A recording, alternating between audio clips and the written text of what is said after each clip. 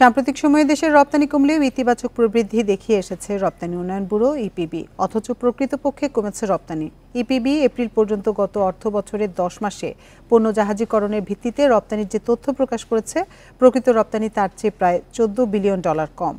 এখন জন্ম সনদ দিয়ে খোলো বিকাশ স্টুডেন্ট অ্যাকাউন্ট। নিজের বিকাশ নিজে কর। বাংলাদেশ ব্যাংকের তথ্য বিশ্লেষণে এমন চিত্র পাওয়া গেছে। কেন্দ্রীয় ব্যাংক বুধবার লেনদেনের ভারসাম্যের এই তথ্য প্রকাশ করেছে। সদ্য বিদায়ী 2023-24 অর্থবছরের প্রথম 10 মাসের তথ্য পর্যালোচনা করে দেখা গেছে, এই সময় রপ্তানি 13.80 বিলিয়ন বা 1380 কোটি মার্কিন ডলার কমেছে।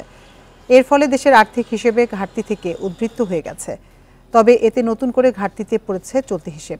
ইপিবির হিসেবে বিদায়ী অর্থবছরের জুলাই-এপ্রিল সময়ে রপ্তানি হয়েছে 4,747 কোটি ডলারের পণ্য। অন্যদিকে এনবিআর হিসেব বলছে ওই সময়ে দেশ থেকে সব মিলিয়ে 3,367 কোটি ডলারের পণ্য রপ্তানি হয়েছে। এনবিআরের এই হিসেবকে চূড়ান্ত বলে বিবেচনা করেছে বাংলাদেশ ব্যাংক। পাশাপাশি 3 সংস্থা মিলে গত 2 বছরের রপ্তানি হিসেব চূড়ান্ত করেছে। এতেও এনবিআরের হিসেবকে চূড়ান্ত হিসেবে বিবেচনা করা হয়েছে।